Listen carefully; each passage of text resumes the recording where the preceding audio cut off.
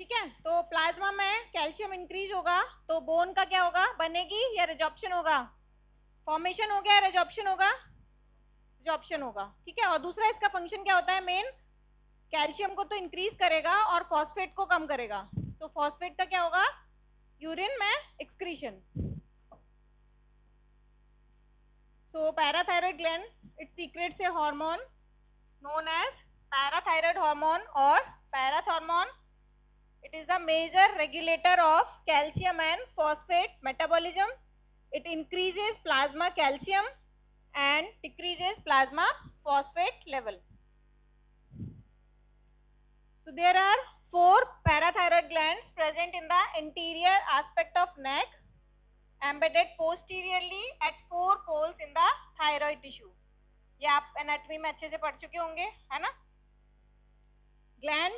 These glands develop at about 10th week of pregnancy from the 3rd and 4th branchial pouches.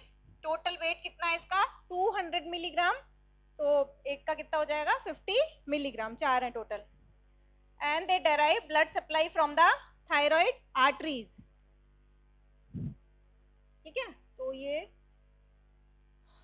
दो artery हैं जिनसे blood supply receive कर रहे हैं, posterior branch of superior thyroid artery, inferior parathyroid gland, और ये branch of inferior thyroid artery. ठीक है, सुपीरियर एंड इंफीरियर, और ये total superior parathyroid gland and inferior parathyroid gland, और बाकी किसके पीछे है, ये थायराइड ग्लैंड के। कितने बजे आना था, हाँ अच्छा, कितनी बार होता है, बैठ जाओ आगे इधर ही। ठीक है, and these parathyroid glands contain 2 types of cells, chief cells and oxyphil cells. ठीक है, चीफ और ये जो फ्लावर टाइप स्ट्रक्चर है, दीज आर ऑक्सीफिल सेल्स। तो मेन जो हार्मोन इससे सीक्रेट होता है पैराथायराइड हार्मोन। और इतना लेट कहाँ से आ रहे हो सभी, मतलब मैं लेट हूँ, तुम तो और भी लेट आ रहे हो। सॉरी क्या, 9:30 बज रहे हैं, बैठो इधर आओ। तो आपकी जो क्वेश्चन है वो ऐसे भी आ सकता है कि कैल्शियम मेटाबॉलिज्म के लिए जो हार्मोन रिस्पॉन्सिबल है, कौन कौन से हार्मोन आएंगे इसमें, एक तो पैराथायराइड आएगा और कैल्सिटोनिन, और अभी जो थर्ड बोल रहे थे कौन सा आएगा बताओ, कैल्शियम मेटाबॉलिज्म के लिए। तो क्वेश्चन ऐसे आ सकता है कि या तो कैल्शियम मेटाबॉलिज्म के लिए रिस्पॉन्सिबल हार्मोन्स के बारे में बताओ, शॉर्ट नोट इस तरीके से आ सकता है, या फिर स्पेसिफिक हार्मोन का नाम लेके कि कैल्सिटोनिन पे शॉर्ट नोट, पैराथायराइड पे, या फिर इसके जो अप्लाइड आते हैं, है ना, हाइपर और हाइपो, इस तरह से क्वेश्चन आ सकता है। तो इजी है, सिर्फ आपको फंक्शन याद रखना है और टारगेट ऑर्गेन की कहाँ कहाँ ये एक्ट करता है ना, ये तीन ही ऑर्गेन है इनके स्पेसिफिक, उन पे ही एक्ट करते हैं।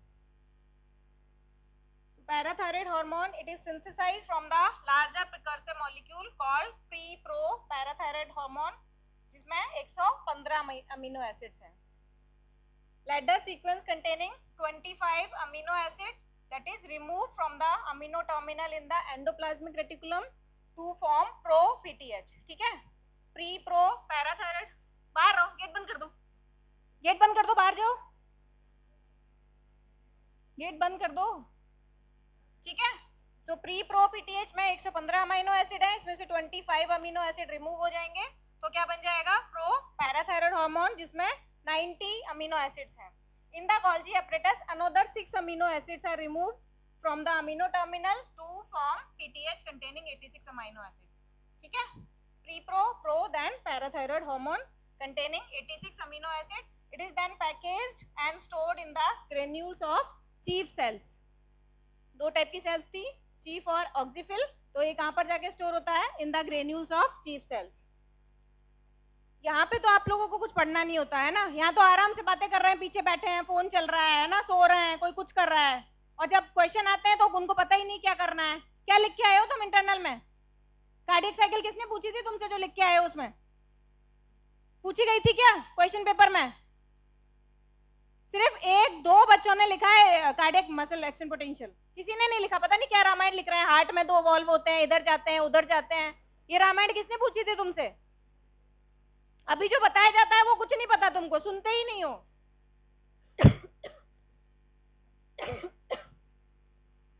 फिर वहां पे कुछ भी लिख के आ रहे हैं, कुछ भी उल्टा सीधा। वाइवा में कुछ पता नहीं है, सारे एम्फीबियन के ग्राफ्स को भूल चुके हैं, ये पता नहीं क्या चीज है।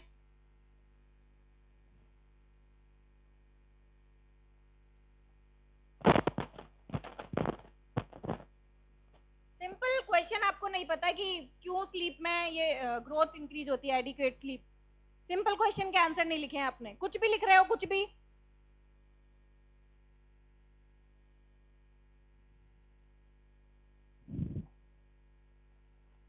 तो regulation, it is regulated mainly by plasma calcium and vitamin D. अगर कैल्शियम इंक्रीज होगा तो इसका क्या होगा? प्लाज्मा कैल्शियम इंक्रीज हो रहा है तो पैराथायराइड हार्मोन का क्या होगा? डिक्रीज होगा। एक लिमिट तक इंक्रीज होगा, ठीक है, नॉर्मल रेट लीनियर सिक्रेशन होगा, और उसके बाद जैसे प्लेच्यू आता है ना उस तरीके से रुक जाएगा, ठीक है। Other factor also influence parathyroid hormone secretion. Mechanism of action ये आपने ऑलरेडी पढ़ चुका होगा दूसरे एंडोक्राइन ग्लैंड में। कौन समझाएगा बताओ? कि पैराथायराइड हार्मोन अपने रिसेप्टर सेकंड मैसेंजर सिस्टम है ना। कौन से हार्मोन का टाइप है ये? प्रोटीन है, अमीनो एसिड डेरिवेटिव है, क्या क्या है अभी तो बताया था। तो इसका जो रिसेप्टर है वो कहां पर लोकेटेड है?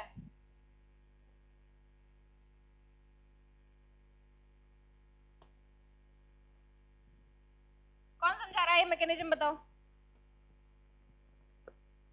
पढ़ चुके हो ना आप ऑलरेडी सेकंड मैसेंजर सिस्टम।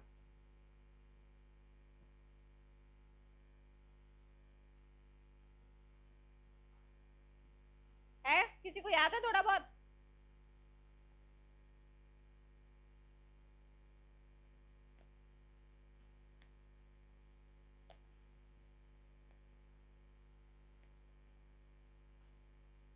क्या कर रही थी तुम? यही लिख रही थी पक्का? दिखाओ लास्ट पहले का।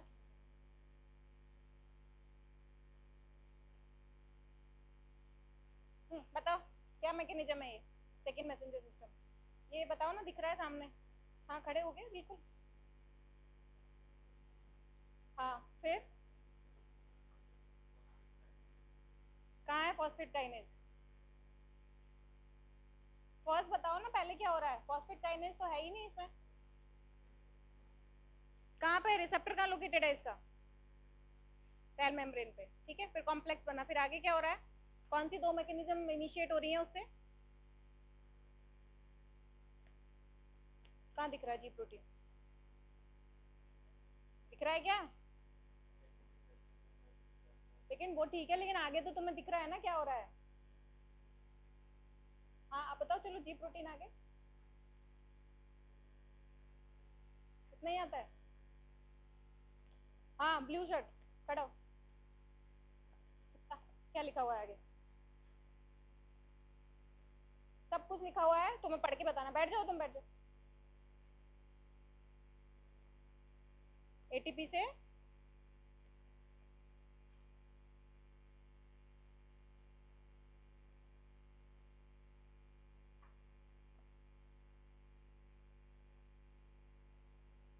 बताओ।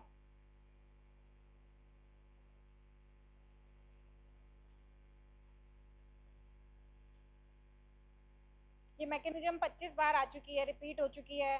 जब सबसे पहले एंडोक्राइन स्टार्ट हुई है तब बताई गई है, फिर हार्मोन के रिलेशन में बताया गया है, मैकेनिज्म ऑफ एक्शन बताया गया है ना, कि कौन सा हार्मोन, उसका रिसेप्टर कहाँ लोकेटेड है, देन कॉम्प्लेक्स का फॉर्मेशन होगा, फिर क्या होगा। बता खड़ा हो।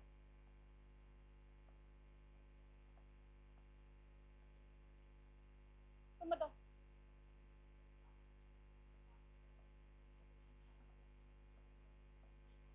Keep quiet.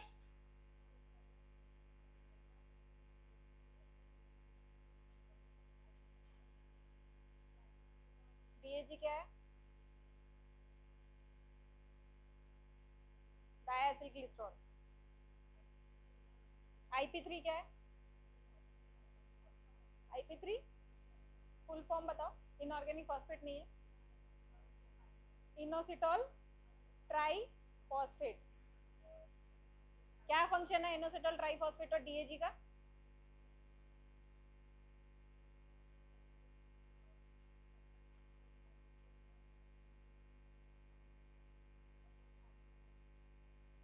बैठ जाओ।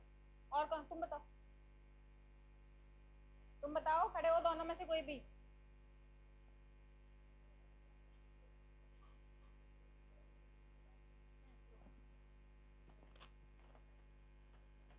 हार्मोन में सबसे पहले हम सेल मेम्ब्रेन के ऊपर प्राइमरी रिसेप्टर उनसे बाइंड करेंगे, और उसमें हम सेकेंडरी रिसेप्टर जैसे हम IP3 हम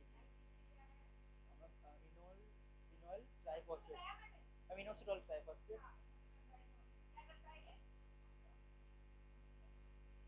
कैल्शियम को यूज कर देगा।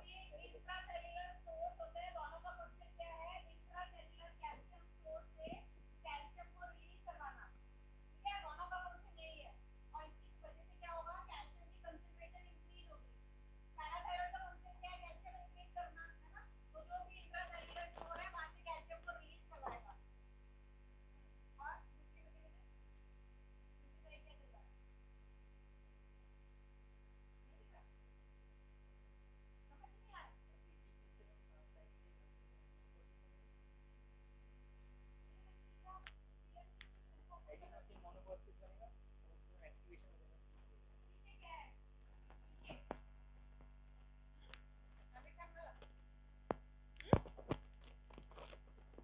ठीक है, तो ये मैकेनिज्म आप ऑलरेडी, बैठ जाओ, तुम तो बेकार हो बिल्कुल पीछे, पढ़ना लिखना कुछ है नहीं, फिर पूछे जाते हैं क्वेश्चन, जब खड़े हो जाते हो नहीं आता, नहीं आता, सॉरी मैम नहीं आता। ठीक है, तो ये रिसेप्टर से बाइंड होगा, जी प्रोटीन एक्टिवेट होगी, ATP से साइक्लिक एमपी का फॉर्मेशन होगा, और ये कौन सा एंजाइम है? Protein kinase A. ठीक है, जो फॉस्फोराइलेशन करवाएगा और जो भी उसके हार्मोन के स्पेसिफिक एक्शन है वो प्रोड्यूस करवाएगा। ठीक है, दूसरी मैकेनिज्म क्या होती है? ये मेम्ब्रेन फॉस्फोलिपिड से किसका फॉर्मेशन होगा? IP3 और डाइएसिल ग्लिसरॉल, और दोनों का फंक्शन क्या होता है? प्रोटीन काइनेज सी का activation and release of calcium from the intracellular calcium store. ठीक है, और ये दोनों जाके फिर स्पेसिफिक पर्टिकुलर जो इनके टारगेट ऑर्गन होते हैं हार्मोन के, उस पर एक्ट करेंगे और उसका स्पेसिफिक फंक्शन प्रोड्यूस करेंगे।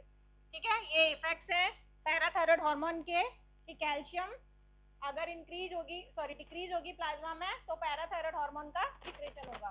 फिर ये क्या करेगा आगे जाके? किडनी पे, बोन पे और GI ट्रैक्ट पे एक्ट करेगा। किडनी पे एक्ट करेगा तो क्या करेगा? Decrease phosphate reabsorption, phosphate urine में एक्सक्रीट होगा, increase calcium reabsorption and increase 125 dihydroxycholecalciferol formation. ठीक है, तो 3 हार्मोन हो गए कैल्शियम मेटाबॉलिज्म के लिए, 125 डाइहाइड्रोक्सीकोलिक एल्सिफेरॉल, कैल्सिटोनिन एंड पैराथायराइड। ठीक है, बोन का क्या होगा? रिजॉर्प्शन होगा, calcium release into the plasma. फिर ये जो 125 डाइहाइड्रोक्सीकोलिक एल्सिफेरॉल है GI ट्रैक्ट पे एक्ट करेगा और कैल्शियम के एब्जॉर्प्शन को और स्टिमुलेट करेगा।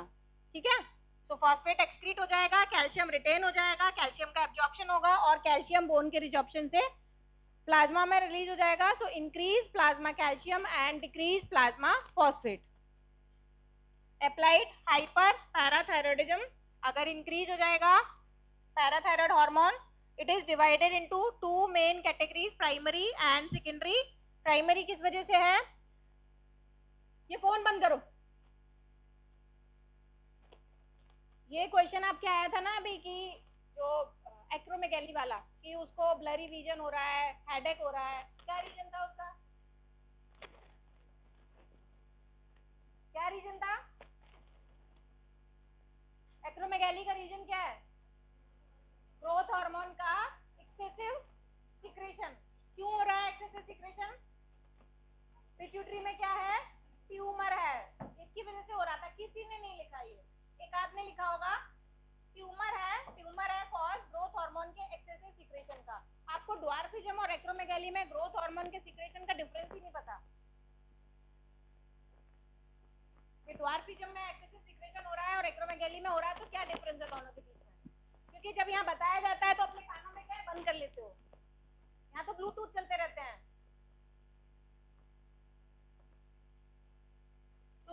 यहाँ पे सब कुछ अच्छे से बताया जाता है आपको, तो यहाँ पे सुना करो, कोई फायदा नहीं है ऐसी फालतू की डिग्री ले लोगे ना फ्री में, नंबर तो मिल जाएंगे तुम्हें, प्राइवेट कॉलेज में पढ़ रहे हो, लेकिन थोड़ा ढंग से लाओगे ना नंबर, अचीव करोगे तो अच्छा लगेगा तुमको खुद को. So primary occurs due to tumor of parathyroid glands such as parathyroid adenoma that secrete excess parathyroid hormone. It may be part of multiple endocrine neoplasia syndrome or it is common in MEN type 1. It is characterized by hypercalcemia. ठीक है, parathyroid अगर ज्यादा secret होगा तो आपको पता ही क्या होगा, hypercalcaemia, hypophosphataemia, demineralisation of bone, hypercalciuria and renal stone formation. ठीक है, कैल्शियम बढ़ेगा, कैल्शियम का यूरिन में ज्यादा सिक्रेशन होगा, ज्यादा स्टोर होगा कैल्शियम में किडनी में, that causes renal stone formation. Chronic effect of parathyroid excess result in bone disease called osteitis fibrosa. There will be features of osteopenia and fracture. The bone marrow is fibrosed and bone resorption exceed the bone formation. ठीक है, clear है इसमें तो, है ना, सीधा सा है, कैल्शियम बढ़ रहा है कैसे भी बोन टूट टूट के. Secondary occurs in chronic renal disease and rickets. In this chronic hypocalcaemia causes increase secretion of parathyroid hormone, और उसकी वजह से क्या होगा, secondary hypertrophy of parathyroid gland. Neonatal primary hyper parathyroidism has also been described that occurs due to a genetic defect. ठीक है, primary tumour की वजह से हो रहा है और सेकेंडरी ज्यादा लंबे समय तक कैल्शियम की कमी की वजह से. In malignancy hypercalcaemia occurs, this is mainly due to the bone metastasis by the cancer cell that causes local osteolysis which results in hypercalcemia. It also occur in malignancy due to ectopic secretion of PTH or PTH related proteins, or it is seen in mainly cancer of breast, kidney, lungs, ovary and skin. दूसरा है hypoparathyroidism. It is rarely seen as a disease of parathyroid gland. ठीक है, कमी बहुत कम होती है. Commonly जो देखा जाता है common entity is pseudo hypoparathyroidism in which symptom of parathyroid deficiency are observe in the presence of normal parathyroid hormone level in the plasma. ठीक है, ऐसा लग रहा है कि कमी हो गई है जिसकी वजह से. So there are two types, a congenital variety in which the PTH does not increase the cyclic AMP and IP3 formation in the target cell due to a receptor defect. Clear? पहले में वो जाके वहां पे act ही नहीं करता, अपने receptor के साथ कॉम्प्लेक्स बना के साइक्लिक AMP और इनोसिटोल ट्राइफॉस्फेट का फॉर्मेशन, जिससे कि आगे उसका एक्शन प्रोड्यूस हो. Another variety in which cyclic AMP synthesis by parathyroid hormone remains normal but PTH fails to produce phosphate uric effect. ठीक है, फॉस्फेट को एक्सक्रीशन को प्रोड्यूस नहीं कर पाता. So in hypoparathyroidism hypocalcaemia and increase bone density are main feature. है ना, उल्टा हो जाएगा, कैल्शियम कम हो जाएगा और बोन डेंसिटी बढ़ जाएगी. ये क्वेश्चन भी आता है कई बार, hypocalcaemic tetani. Hyposecretion of parathyroid is rather common following thyroid surgery in which parathyroid glands are usually removed by mistake along with thyroid tissue. So this causes severe hypoparathyroidism that leads to acute hypocalcemic tetany. Features क्या है, Kawasaki sign. This is the quick contraction of facial muscles of the same side by tapping over the facial nerve at the angle of jaw. Process sign, the spasm of muscles of upper extremity that causes flexion of wrist and thumb. Next क्या है, कार्पो. ये सारा है ना, आपको diagram दे सकते हैं इन सभी के और आपको बता सकते हैं कि कौन सा स्पाज्म है ये, है ना, या फिर कौन सी डिजीज है. Carpopedal spasm, there is also spasm of muscles at the wrist joint. ठीक है, यहाँ पर भी हो सकता है. The changes at wrist and ankle joint together are called carpopedal spasm. Laryngospasm. In hypocalcemic tetany, usually patient die due to hypoxia that occur due to laryngospasm. The muscles of larynx contract and occlude the laryngeal passage. Hypocalcemia and hyperphosphatemia. ठीक है, hypo होगा तो hyperphosphatemia. Immediate और इसका treatment क्या है, immediate administration of ionized calcium and parathyroid hormone. ठीक है, इस तरह के डायग्राम आपको दिए जा सकते हैं, वाइवा में पूछा जा सकता है कि कौन सी डिजीज का डायग्राम है. ठीक है.